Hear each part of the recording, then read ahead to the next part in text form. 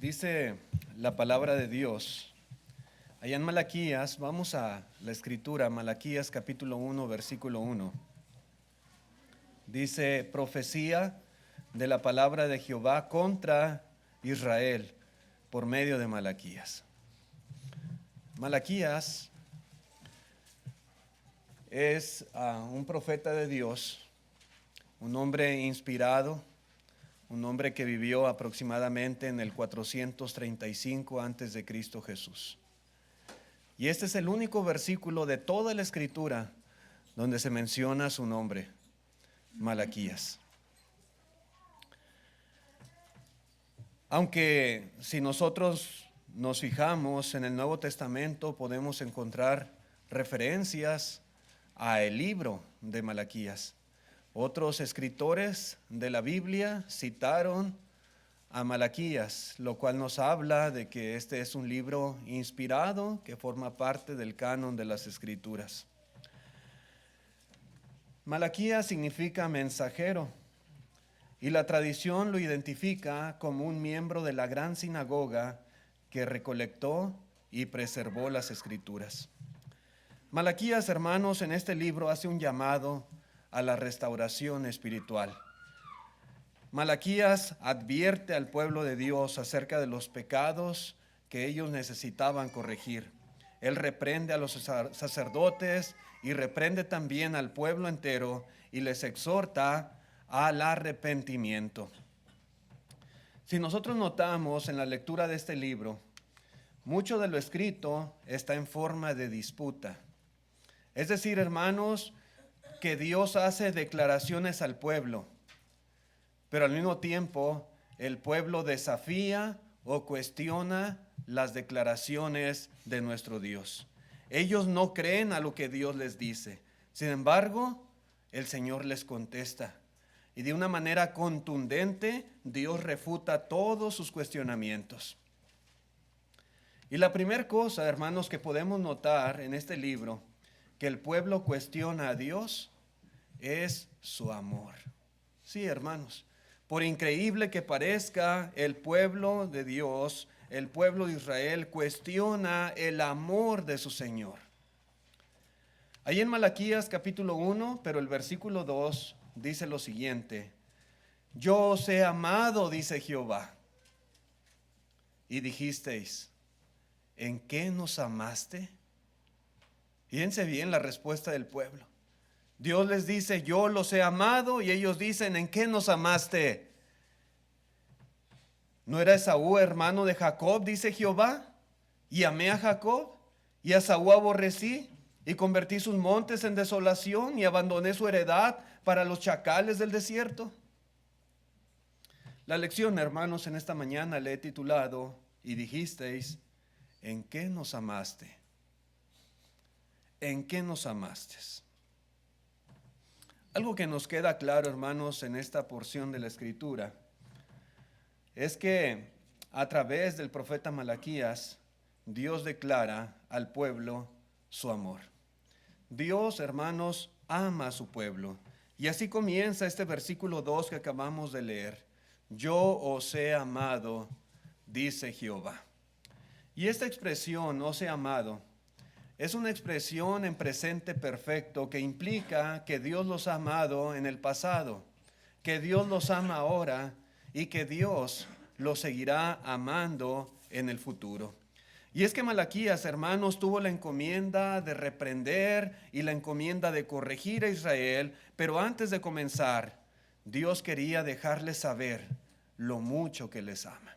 Había muchas cosas que decir de ellos, de sus malos procederes, de sus pecados, de las cosas que estaban haciendo y que no eran del agrado de Dios. Pero antes de darles, ¿verdad?, todas esas amonestaciones, Dios quería primero que supieran que los amaba. Ellos necesitaban saber que Dios abundaba en amor inquebrantable para con ellos. Allá en Deuteronomio capítulo 7, versículo 6, Dios dijo lo siguiente: porque tú eres pueblo santo para Jehová tu Dios.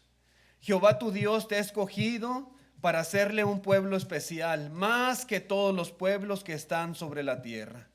No por ser vosotros más que todos los pueblos os ha querido Jehová y os ha escogido, pues vosotros erais el más insignificante de todos los pueblos. Dice el 8, sino por cuanto Jehová os amó. Repito, por cuanto Jehová os amó y quiso guardar el juramento que juró a vuestros padres, os ha sacado Jehová con mano poderosa y os ha rescatado de servidumbre de la mano de Faraón, rey de Egipto. Hermanos, Dios, a través de los años, a través de las generaciones, Dios había amado a Israel. Era su pueblo especial. Era su pueblo predilecto sobre todas las naciones de la tierra. Y ahora, a través de Malaquías, les reitera nuevamente su amor. Yo os he amado, dice Jehová. Sin embargo, cuando Dios les declara su amor al pueblo, ¿cuál fue la respuesta de ellos hacia Dios? Bueno, la respuesta fue, ¿en qué nos amaste? Sí, de una manera despectiva, de una manera incrédula.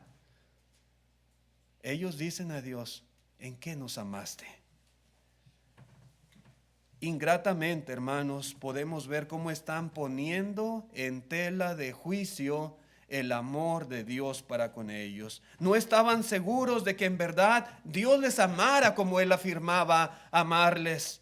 De alguna manera acusaban a Dios de ser infiel a la promesa del pacto. Estaban ellos como esos hijos que los padres se desviven por darles todo lo que ellos necesitan, todo lo que ellos quieren. Y luego dicen esos hijos a sus padres, ustedes no me quieren, ustedes no me aman. Así dicen a veces. Dice el padre, cállate, no sabes lo que dices, no sabes lo que hablas. Los padres aman mucho a sus hijos, los aman con todo el corazón, pero a veces los hijos no se dan cuenta del amor que ellos tienen. Pero yo digo, hermanos, ¿tenía razón el pueblo de Israel? No, por supuesto que no.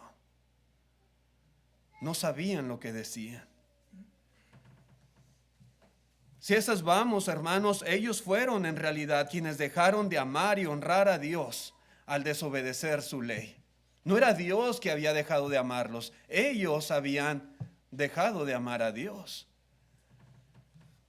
Hermanos, a veces no dudamos también en ocasiones del amor de nuestro Dios, así como el pueblo de Israel lo hizo. ¿No nos mostramos ciegos o incapaces de apreciar este amor que Él ha tenido por nosotros?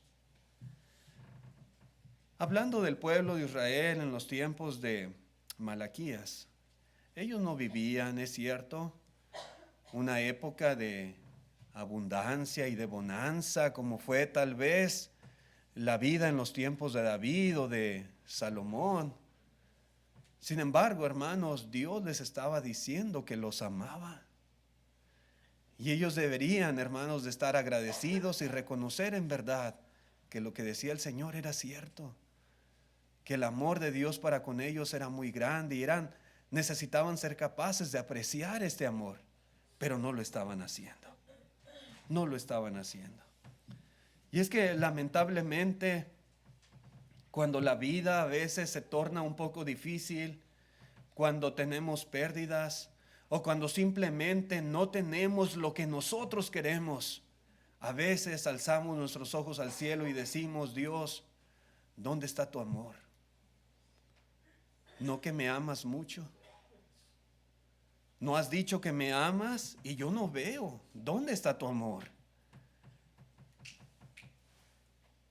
Si en verdad me amas, Dios, ¿por qué estoy enfermo? Si en verdad me amas, ¿por qué no tengo trabajo? Si en verdad me amas, ¿por qué sufro tanto? Si en verdad me amas, ¿por qué no has contestado mis oraciones?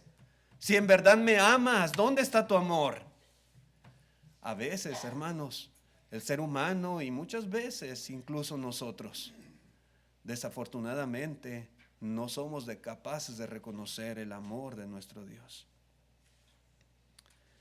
¿No deberíamos también de la misma manera pensar en todas las bendiciones que nosotros tenemos? Todo lo que el Señor nos ha dado y nos ha concedido. ¿No deberíamos considerar todo lo que Dios, hermanos, nos ha otorgado, y principalmente lo concerniente a nuestra salvación y nuestra vida espiritual? Claro que sí. Por muy difícil, hermanos, que sea nuestro entorno, nuestro ambiente, nuestra forma en la cual nos ha tocado vivir, por muy duro que sean las circunstancias de nuestra vida, no debemos olvidar que el Señor nos ama y que Él ha hecho mucho por nosotros. Dudar o menospreciar de su amor hoy en día, podemos decir, es tan malo como cuando el pueblo de Israel lo hizo. Hermanos, esa es una señal de ingratitud muy grande hacia nuestro Dios. Pero algo que más podemos ver, hermanos, aquí en estas palabras del profeta Jeremías, es como Dios, además de decirles que les ama y declarar su amor, aún a pesar, verdad, de la ingratitud del pueblo, Dios no solo les dice que los ama, sino que prueba en verdad que los ama. Dios lo prueba. Después de que el pueblo dice, ¿en qué nos has amado?, el Señor les contesta y refuta su argumento. Dice el Señor, ¿no era Esaú hermano de Jacob? Y yo, dice Dios, yo amé a Jacob y a Esaú aborrecí. Y esta palabra aborrecer es amar menos. Dice, y convertí sus montes en desolación y abandoné su heredad para los chacales del desierto.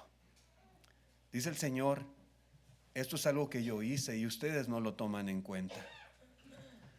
La respuesta que Dios da, hermanos, tal vez parezca un poquito compleja, pero a la vez es muy interesante.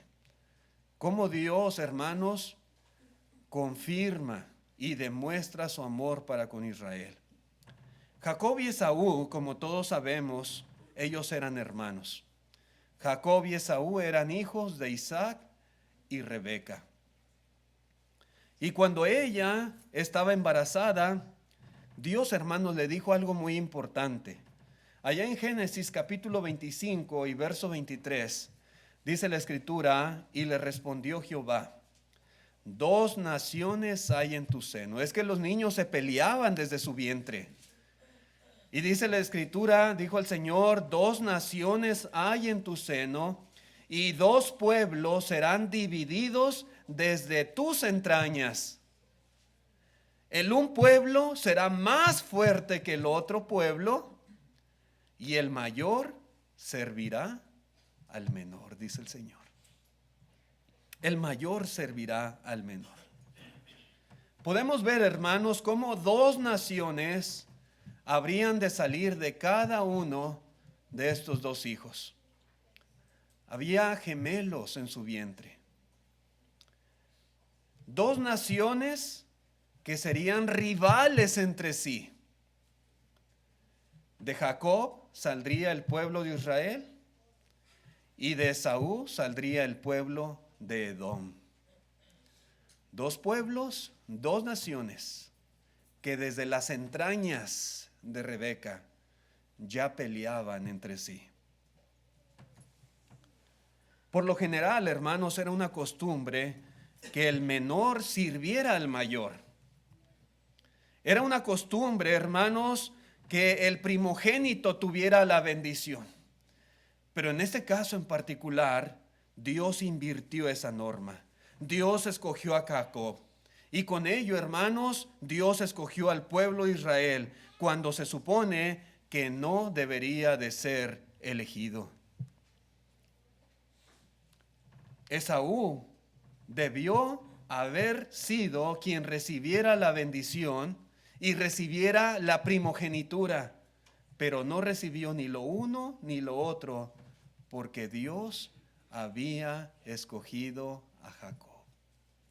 Sí, hermanos, Dios escogió al menor. y lo escogió desde antes que él o desde antes que su hermano hubieran hecho cualquier cosa. Dios los escogió estando en el vientre de su madre. Desde entonces el Señor ya estaba declarando claramente lo que había de suceder. El apóstol Pablo, hermanos, hace referencia a este evento cuando escribe la carta a los romanos. En el capítulo 9 y versículo 10, Romanos 9:10, dice de la siguiente manera: y no solo esto, sino también cuando Rebeca concibió de uno, de Isaac nuestro padre, pues no habían aún nacido, ni habían hecho aún ni bien ni mal, para que el propósito de Dios conforme a la elección permaneciese, no por las obras, sino por el que llama. Se le dijo: el mayor servirá al menor. Como está escrito: a Jacob amé, mas a Esaú aborrecí. ¿Qué pues diremos? ¿Que hay injusticia de Dios? Dice Pablo: en ninguna manera. Pues a Moisés dice: tendré misericordia del que yo tenga misericordia, y me compadeceré del que yo me compadezca. Así que no depende del que quiere, ni del que corre, sino de Dios, que tiene misericordia. Nuevamente, hermanos, se cita, ¿verdad?, lo que sucede con Jacob y Esaú, estando en el vientre de su madre. Y lo que Pablo está diciendo aquí, hermanos, no está él hablando acerca de lo que algunos llaman la predestinación incondicional de los individuos para salvación o perdición. Pablo no está hablando de eso. Pablo no está enseñando tal doctrina. Pablo lo que está diciendo aquí, lo que está explicando, es cómo Dios, en la ejecución de sus propósitos, no fue limitado por consideraciones humanas. ¿Quién era el mayor o quién era el menor o quién era el primogénito? Dios nos estaba guiando por ese tipo de cuestiones. Sus elecciones fueron gobernadas por sus propias razones y no por los hechos de las personas escogidas. Dios no se guió por lo que había hecho Esaú o por lo que había hecho Jacob, porque ni siquiera había nacido, porque todavía se encontraban en el vientre de su madre, porque no habían hecho ni bien ni mal ninguno de los dos. No. Dios los escogió, hermanos, antes de que Jacob o su hermano hubieran hecho cualquier cosa. Cualquier cosa. Jacob y Esaú, hermanos, ni siquiera habían nacido, pero Dios hizo sus planes en base a sus propios juicios y en base a sus propios propósitos. Y en esos juicios y en esos propósitos del Dios todo soberano, Él decidió, Él escogió a Jacob. Y se los deja muy en claro aquí al pueblo de Israel. Él escogió a Jacob y con esa elección escoge al pueblo, a la nación que vendría como descendencia de él. Pero ahora, hermanos, en tiempos de Malaquías, ellos confrontan a Dios y ellos le dicen a Dios: ¿en qué nos has amado? ¿En qué nos amaste? Nosotros, Dios, nosotros no vemos tu amor. Y la respuesta de Dios es muy simple y les dice: yo los elegí a ustedes. Ahí está mi amor. Tú no merecías ser elegido, pero yo te elegí a ti. Te escogí a ti. Hermanos, tal vez Dios pudo haber hecho una lista larga de todas las bendiciones que ellos a lo largo de la historia habían estado recibiendo de Dios. Pero Dios no hizo eso. Dios simplemente se va al principio de la historia y les recuerda la elección que Él hizo. Desde antes que Esaú y Jacob pudieran hacer bien o mal. Dios les recuerda, hermanos, que escogió a Jacob y con él todo lo que vendría después de él. En lugar de escoger a los descendientes de Saúl, Dios les dice, te escogí a ti. Escogí a los descendientes de Jacob para que fueran mi pueblo, para que recibieran esas bendiciones especiales prometidas a Abraham. Sí, hermanos, fueron escogidos porque Dios los amó. Dios los amó. Y esto es algo bien importante que nosotros debemos considerar también.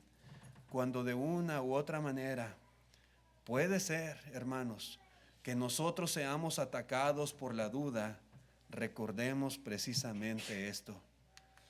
Al igual que Israel, el Señor nos ha amado, escogiéndonos para ser sus hijos, para ser un pueblo especial. En Efesios capítulo 1, versículo 3, noten lo que dice el apóstol Pablo. Bendito sea el Dios y Padre de nuestro Señor Jesucristo, que nos bendijo con toda bendición espiritual en los lugares celestiales en Cristo. Verso 4, según nos escogió en Él antes de la fundación del mundo, para que fuésemos santos y sin mancha delante de Él. Verso 5, en amor, habiéndonos predestinado para ser adoptados hijos suyos por medio de Jesucristo, según el puro afecto de su voluntad, para alabanza de la gloria de su gracia, con la cual nos hizo aceptos en el amado. Yo veo prácticamente, hermanos, la misma historia, la misma cosa, la misma situación, tanto con Israel en el Antiguo Testamento como con nosotros, su iglesia, en el Nuevo Testamento. El mismo amor. Podemos estar 100% seguros, hermanos, de que Dios nos ama porque desde antes de la fundación del mundo, desde antes que naciéramos, desde antes que pudiéramos hacer lo bueno, lo malo, Dios determinó tener un pueblo que adoptaría para que fuesen sus hijos, de acuerdo con su gracia, de acuerdo con su amor, de acuerdo con su beneplácito. Él, hermanos, en el puro afecto de su voluntad, decidió desde tiempos atrás, desde antes, desde que este mundo todavía no existía, que nosotros habríamos de ser su pueblo por medio de Jesucristo. Hemos sido bendecidos, hermanos, con toda bendición espiritual en los lugares celestiales en Cristo Jesús. Hemos sido bendecidos y amados por Dios porque Él en su infinita voluntad determinó tener un pueblo especial, determinó tener una familia, y ahora nosotros en Cristo Jesús somos esa familia. Usted y yo formamos parte de la familia de Dios. De la misma manera que un niño que ha sido adoptado puede reconocer el amor de esos padres en la decisión que ellos hicieron de adoptarlo, en la decisión que hicieron de cuidarlo, de protegerlo, nosotros podemos también conocer el amor de nuestro Dios en la elección que Él hizo de adoptarnos como sus hijos y hacernos también coherederos juntamente con Cristo Jesús. Allí está la prueba indubitable del amor de nuestro Dios. Que la vida no es fácil, que vienen enfermedades, problemas, dificultades, pérdidas. Sí, todo cristiano va a experimentar eso. Mientras vivamos en este mundo, hermanos, no estamos exentos de este tipo de cuestiones. Pero eso no quiere decir que Dios no nos ama. Que dónde está el amor de Dios, cuándo nos has amado, porque Dios nos ha amado y lo ha demostrado muchas veces. Y con cosas, hermanos, muchísimo más grandes que las cuestiones de este mundo. Dios nos ama. Las circunstancias de esta vida no cambian esta realidad. No lo cambian. Si nuestra vida es dura, si experimentamos dificultades, suceda lo que suceda, recordemos, hermanos, lo mucho que Dios nos ha amado, porque Él nos ha adoptado como sus hijos. ¿Lo merecíamos? No, no lo merecíamos. ¿Nos correspondía ser sus hijos? No, no nos correspondía. Pero Él, hermanos, nos amó. Y en ese afecto de su voluntad, Él tomó esta decisión. En Malaquías, capítulo 1, volviendo, hermanos, a lo que dice aquí el profeta, dice el versículo 4 y 5. Cuando Edom dijere, nos hemos empobrecido, pero volveremos a edificar lo arruinado. Así ha dicho Jehová de los ejércitos. Ellos edificarán y yo destruiré. Y les llamarán territorio de impiedad y pueblo contra el cual Jehová está indignado para siempre. Y vuestros ojos lo verán, dice el Señor, y diréis, sea Jehová engrandecido más allá de los límites de Israel.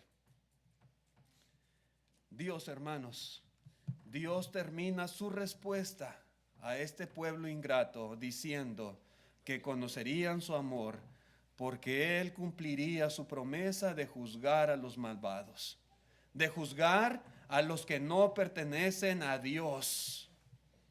Y esto ellos lo iban a ver con sus propios ojos. Muchas personas a veces piensan, hermanos, desafortunadamente, que pueden vencer la voluntad de Dios, que pueden sobreponerse a ellos. Piensan que pueden tener éxito en contra de la voluntad de Dios. Al igual que Edom, muchos piensan que pueden reconstruirse y que pueden ser fuertes y que pueden tener éxito. Sin embargo, dice aquí, hermanos, Dios no lo permitirá. No. Dios siempre juzga a los que hacen el mal. Dios, hermanos, siempre juzga a los que no le pertenecen, a los que no son sus hijos, a los que Él no ha adoptado, a los que no son su pueblo. Los juicios de Jehová están sobre ellos. Amados hermanos, queridos amigos, Dios nos ama y nos ama como nadie nos ha amado. Dios nos ha demostrado su amor de muchas maneras. Y la principal prueba de su amor es el sacrificio de Cristo Jesús por nuestros pecados, como lo recordamos hace unos instantes. En Romanos capítulo 5, versículo 8, dice Pablo, mas Dios muestra su amor para con nosotros, en que siendo aún pecadores, Cristo murió por nosotros. Sí, hermanos, el Señor decidió que su Hijo viniera a este mundo y que la muerte de su propio Hijo sería el sacrificio perfecto que expiara nuestros pecados, que pudiera satisfacer la justicia divina por causa de nuestras iniquidades. Dios, hermanos, decidió llevar a cabo este plan desde antes de la fundación del mundo y lo llevó a cabo desde antes que naciéramos nosotros. El sacrificio de Cristo Jesús es la prueba indubitable del amor de nuestro Dios por nosotros y por todos los hombres. En Efesios capítulo 3, verso 17 se nos dice lo siguiente: para que habite Cristo por la fe en vuestros corazones, a fin de que arraigados y cimentados en amor, seáis plenamente capaces de comprender con todos los santos cuál sea la anchura, la longitud, la profundidad y la altura, y de conocer el amor de Cristo que excede todo conocimiento, para que seáis llenos de toda la plenitud de Dios.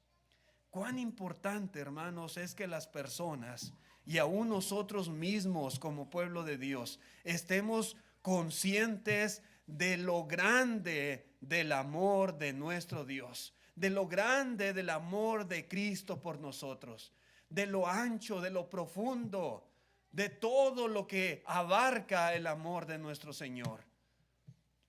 Hermanos, esto es bien importante y bien necesario. Estar conscientes del amor del Señor es lo único que puede transformar nuestras vidas para que seamos más como Él. Y como dice aquí Pablo, para que seamos llenos de su plenitud. Querido amigo, Dios quiere que usted cambie.